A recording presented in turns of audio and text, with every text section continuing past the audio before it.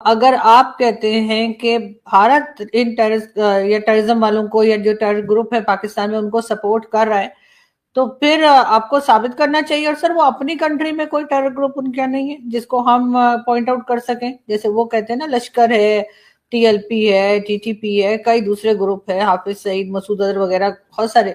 वो बताते हैं भारत के लोग कि जी ये ग्रुप है पाकिस्तान में, बल्कि 139 जो है वो तो शकील चौधरी साहब ने भी कई बार बताया, आपको गूगल करके भी मिल जाएगा, वो ग्रुप्स हैं।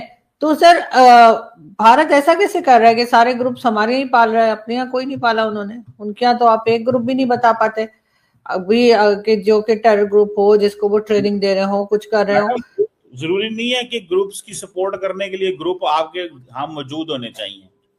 ग्रुप्स जो है वो आपके दुश्मन के दाएं बाएं और उसके अंदर भी होने चाहिए। मिसाल के तौर पे अगर पाकिस्तान चाहे तो रेड कॉरिडोर में वहां पे जो मर्जी कर ले, तो ग्रुप तो मौजूद है वहां पे अंदर, लेकिन पाकिस्तान नहीं करता रेड कॉरिडोर में कुछ, या नेक्सल मूवमेंट वहां चल रही है, या वहां पे बाकी जगहों के ऊपर जो मसले मसाइल हैं वो उसको बहुत कुछ किया जा सकता है। तो वो तो अंदर ग्रुप जो मौजूद है जिनको इंडिया ने ही दहशतगर्द ग्रुप करार दिया हुआ है। दरअसल हम उसी दहशतगर्द ग्रुप को ग्रुप क्यों कहते हैं जिसको भारत कहता है? इंडिया के अंदर भी तो दहशतगर्द ग्रुप मौजूद है जिनको उनकी गवर्नमेंट ने दहशतगर्द करार दिया हुआ है। आप अभी गूगल करें कि कितने दहशतगर्द ग्रुप इंडिया के अंदर हैं जिनको इंडियन गवर्नमेंट ने दहशतगर्द करार दिया हुआ है। आपके सामने पूरी लिस्ट आ जाएगी। आप तो ईरान सर आप तो सर नहीं अगर है, जी ईरान क्यों बोला? हम्म। क्योंकि ये एंगल कभी आपके सामने कोई लेके नहीं आया, ये सिर्फ एक्सक्लूसिवली मैं लेके आऊंगा। सर सही बात है, इसीलिए सर लोग आपसे इतने इम्प्रेस हैं, यही बात है। लेकिन सर मुझे ये बताइए ना कि फिर अगर चाहे वो डॉक्टर जयशंकर हो, और वैसे मेरे बड़े फेवरेट फॉरेन मिनिस्टर रहे, और चाहे कोई भी हो भारत से, अगर वो इस तरह की अभी बातें भी हमारे है, बारे में ये है अभी कि भी आप अभी भी है, अभी भी है, मेरा मतलब है अभी भी है। उनकी ऑपरेशन सिंदूर में कुछ गलतियां हुई हैं, इसका मतलब ये नहीं है कि वो साबक हो गए हैं। Is not a uh former, he still नहीं नहीं, मैंने कहा कि वो है, ये नहीं बिल्कुल कहना है। रहे हैं, वो अभी भी हैं, वो जिंदा अभी है। भी हैं, नहीं बिल्कुल हैं, और आई विश के वो रहें, बहुत अच्छे फॉरेन मिनिस्टर हैं। और जब वो एससीओ की मीटिंग में आए थे तो सर जो लिस्ट थी जिसमें जिन लोगों से उन्होंने मिलना था पाकिस्तान में, जिन मीडिया के लोगों से, उनमें मेरा नाम भी था। लेकिन बस आपने सर कुछ बीच की में वजह से साजिश की। वो लिस्ट में आपका नाम होने की वजह से वो किसी से नहीं मिले। सही बात आपका है, मैं थी और एजाज, हम दो के नाम तो थे, एजाज सैयद का और मेरा नाम तो था। और हम दोनों अगर सर यकीन करके माने अगर आपका नाम ना होता तो मुलाकात हो जानी थी वो, लेकिन आप देख लें, बस सर आप बदकिस्मत है। मुझे इतना पनौती समझते हैं, लेकिन चले कोई बात नहीं। लेकिन सर बात सारी ये है कि अगर इसी तरह की हम बात कर रहे हैं कि जी वहां पे टेरर ग्रुप्स हैं, तो सर हम क्यों यूएन में बात नहीं करते? वो लोग हमें बार बार एक्सपोज करते हैं, या बार बार हमारे बारे में जब बात करता है भारत, तो हम तो अपने आप को डिफेंड नहीं कर पाते, इसीलिए सर हम एफएटीएफ में भी चले गए। लेकिन एक बार नहीं, 4 बार। लेकिन बात सारी ये कि फिर हम भी एक्सपोज करें ना, हम भी बताएं। और जिसका आप बात कर रहे हैं, मैंने अभी वो न्यूज चेक की है, तो उसमें तो खैर उन्होंने भारत को भी फ्रीडम ऑफ स्पीच के लिए कहा है, और साथ ही उन्होंने मीडिया जो है उसको उसकी बात की। हालांकि वो भी मुझे पढ़कर बड़ी हैरत हुई, इसलिए कि मीडिया तो हमारे यहाँ भी कंट्रोल है, और फ्रीडम ऑफ स्पीच तो हमारे यहाँ भी कोई खास नहीं है। लेकिन बात फिर वही आ जाती है कि हम अपने आप को बता सके ना कि जी ये ग्रुप हमारे यहाँ नहीं है। और ये तो बड़ी आसान बात है, अगर डॉक्टर जयशंकर हो या भारत जो हमारे ग्रुप्स बताते हैं, जो कि सारी दुनिया को पता है, अगर हम खुद उनके ऊपर एक्शन करेंगे तो सर हम इस प्रॉब्लम में से निकल आएंगे। हम उसमें से निकलना ही नहीं चाहते।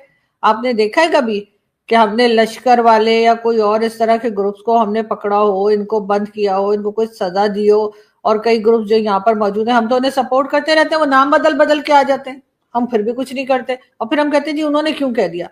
वो तो इसीलिए कहेंगे ना कि इसलिए नहीं कि वो फंड कर रहे हैं, इसलिए कि उनके यहाँ नुकसान हो रहा है, उनके यहाँ जो अटैक्स चल रहे हैं वो इन्हीं ग्रुप्स में से कोई ना कोई जाता है ना, जो ये जिहादी हमने बनाए हैं, जो परवेज मुशर्रफ ने भी कहा था सर, उनकी बुक में भी लिखा हुआ है। आप बेशक जिसको मर्जी जहादी कह लें, जो मर्जी कह लें, सवाल सिर्फ इतना सा है मैडम कि जो भी ग्रुप्स आप जिनकी बात कर रहे हैं, पाकिस्तान ने तो उनके खिलाफ एक्शन लिए हुए हैं। क्योंकि पाकिस्तान में तो जो ग्रुप था एक्शन ले लिए, लीडरशिप कहीं मौजूद नहीं आएगी, कहीं उनका जलसा नहीं होगा, कहीं पे उनकी ऑर्गेनाइजेशन हो, कोई उनका मदरसा हो, तो बताएं।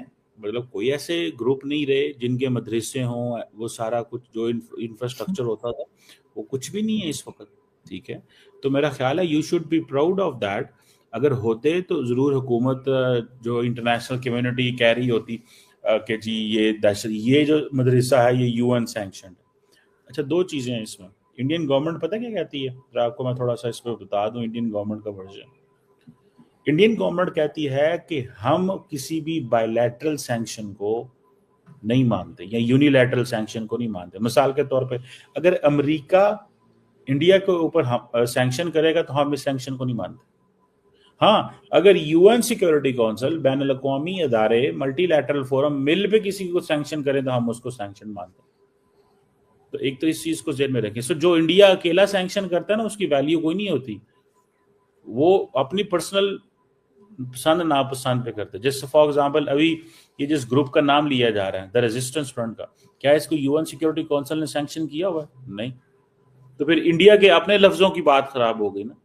वो तो खुद कह रहा है कि मैं सिर्फ यूएन सिक्योरिटी काउंसिल के सैंक्शन ग्रुप को सैंक्शन दहशतगर्द समझता हूँ। ये उनकी आप स्टेटमेंट निकाल के देख ले डॉक्टर, मैंने 50 दफा पढ़ी है और सुनी है।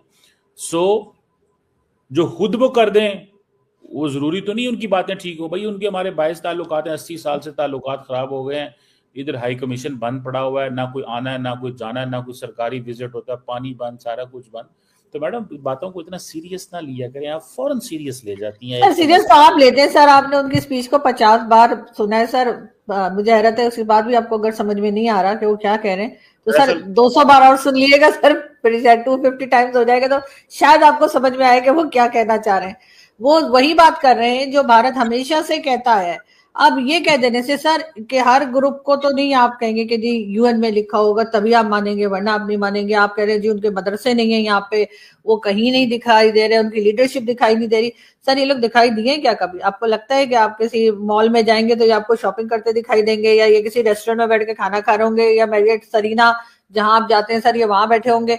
जाहिर है इनके सर अलग तरीका होता है इन लोगों की डील करने का, इनका काम करने का तरीका अलग होता है। और ये जिस तरह से पाकिस्तान को इन लोगों ने जितना डैमेज किया है उतना शायद किसी और ने नहीं किया होगा।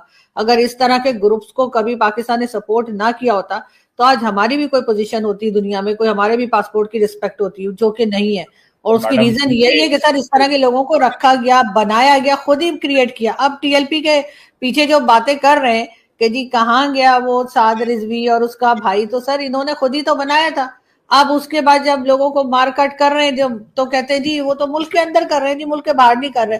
तो जो मुल्क के अंदर कर रहे हैं वो भी टेररिस्ट हैं, जो बाहर कर रहे हैं वो भी टेररिस्ट हैं। लेकिन सर हमने कभी टेररिज्म पे काम करना जरूरी ही नहीं समझा, क्योंकि वो हमें जिहादी लगते हैं, वो हमें लगता है फ्रीडम फाइटर है। जो कश्मीर में कर रहे हैं उसको आप फ्रीडम फाइटर बोल देते हैं, और जो आपके सर के ऊपर आके फट जाता है उसको कहते हैं ये टेररिस्ट है। तो ये वाली जो डेफिनेशन है ना, ये अपनी ठीक करने की जरूरत है। बार बार सर दूसरे को ब्लेम करके, मैं ठीक है मैं नहीं कह रही कि भारत कोई परफेक्ट नहीं है, बहुत सी चीजें ऐसी होंगी वहां पर भी गलत हो रही होंगी जो उनको ठीक करने की जरूरत है, लेकिन हम तो अपनी बात करेंगे ना सर। सारी दुनिया तो हमारे पीछे पड़ी है। अब तो अफगानिस्तान भी आप लोगों को छितर मार रहा है, लेकिन आपको फिर भी समझ नहीं लग रही।